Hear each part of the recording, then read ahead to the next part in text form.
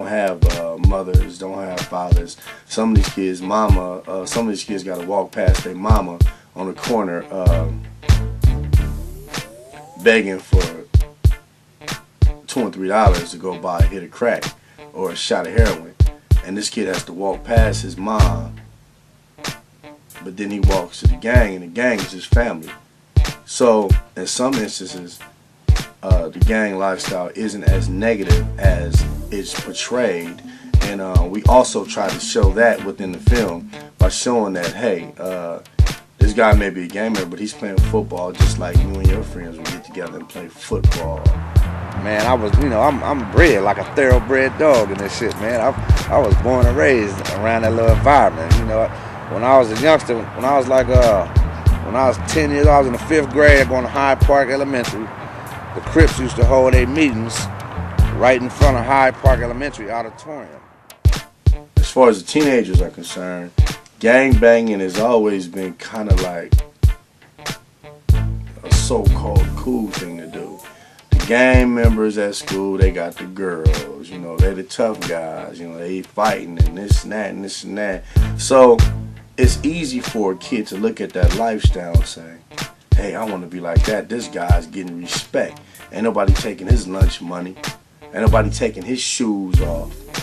So it's real easy for a kid to get in a position of wanting to be a gang member when he's at school and he's walking home from school, and then the gang members roll up and everybody's like kind of panicking or nervous when they see the gang members, and he sees the gang members go up to another kid, non-affiliated kid, take his shoes off of him, or take his little Jordans or this and that off of him, and then this kid looks at that and say, hey, I'm either gonna be a jumper or a jumpy. And sometimes a kid makes a decision that he's gonna join this gang right here. When I got out of school, I was left to play in front of my house, and here go the Crips right across the street from my house doing their thing, and I was liking that shit. And eventually one day I got involved with that shit because Babyface, one of them niggas ran across the street, stole my bike. I was riding on a swing with a little banana seat, sissy pole and all that. And them niggas ran over there and tried to take my bike. I took my vice grips off the pole and whacked the nigga in his mouth with them vice grips. And the niggas collared me up and took me over there to the meeting. Like, look, nigga, this little nigga crazy, man. And I broke loose from them niggas and ran home. I ran across the street to my house. And back then, me and my nigga Mad Ronnie, G-Bob, Nail, Mumbles, that's what I was running with back then. I had an old-ass shotgun. That motherfucker was long as a motherfucker, old double barrel, and I ran out the house with that motherfucker at them niggas. And them niggas took it from me. Them niggas, I don't know how they got up on me. They got behind me, took the gun from me, and they had me up on the little podium over there by the auditorium talking about, little nigga, you crazy, nigga, you want to be a Crip? And I'm like, yeah, nigga, I want to be a Crip, nigga. And the next, they used to have their meeting up there. The next week when they had that meeting, I went over there. That gun, that shotgun that they took from me, they sawed it off. It was little, about this big. And back then, the motherfuckers said I looked like Barney Rubble. You know what I'm saying? Some niggas, that was my nickname, Shotgun Barney. More than just say, hey, you shouldn't do that. You got to show a kid why he shouldn't do that. You got to let a kid know when you kill somebody, that's final. And you got to also let a kid know being in the gang doesn't necessarily mean you're just gonna breeze through and you're gonna get girls and everybody gonna think you're a tough guy. You're gonna have a couple of fights. You may have to murder.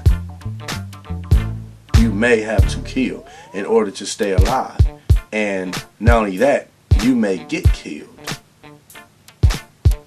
And I don't think that message is conveyed through the youth as they're growing up and they're watching the gang banging. You just end up in it. You know what I mean? I mean, it's right outside your front door. So parents have to really, really, really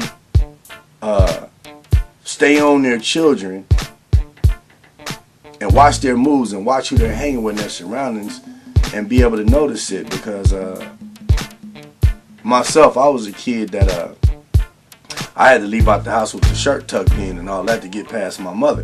As soon as I got outside, the shirt came out, the pants dropped a little lower. You know what I mean? And and that was that. So even if it's not, a parent can't walk with his kid 24 hours a day. But please do the best you can and stay stick with them.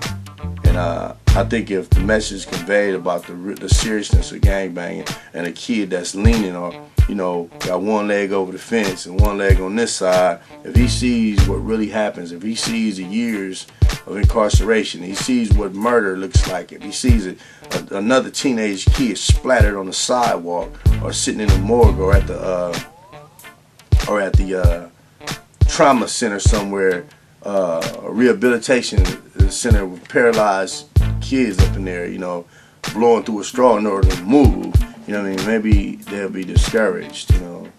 That's to me a better lesson than, hey, don't do that. Once they go behind that penitentiary wall and do a considerable amount of time up in that motherfucker, you get up in there, and then now the same motherfuckers you was out here on the streets shooting at, fighting and killing, you sellies with this nigga in the penitentiary. You gotta depend on this nigga to watch your back, and you gotta be there and watch that nigga back. And then once you go through all that, you be like, damn, well, what the fuck was I doing all that shit out there on the street for?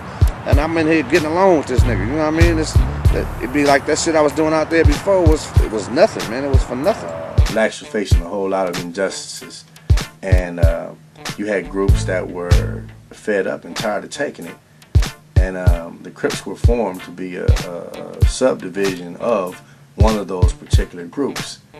And they were to police their own. The Crips were supposed to police their own neighborhoods, since we weren't getting the justice we felt deserved with the regular policing agencies. So the Crips decided to police their own neighborhoods, and somewhere down the line, I'm not sure, I wasn't there, whether it was the drugs or greed or something took place and just got this thing out of hand. You know, Crips kill Crips. Not only do Crips kill other black gangs or other organizations, Crips kill Crips. Probably in Los Angeles more rapidly than Bloods kill Crips. So it's way out of hand, man. It's way out of hand, and you know, it needs to be taken back. The history should be taught. It needs to be taken back, and we need some understanding bad, man. We need some education badly, man, on why we even doing this. You know, you ask a kid 18 years old that's probably killed 3 people already, and you ask him, why you gangbanging? Because I'm from the hood. That's probably the best answer he's gonna give you. When did cripping start? Shit, I don't know. Why you killing dude over there? Because he from Whoop Whoop.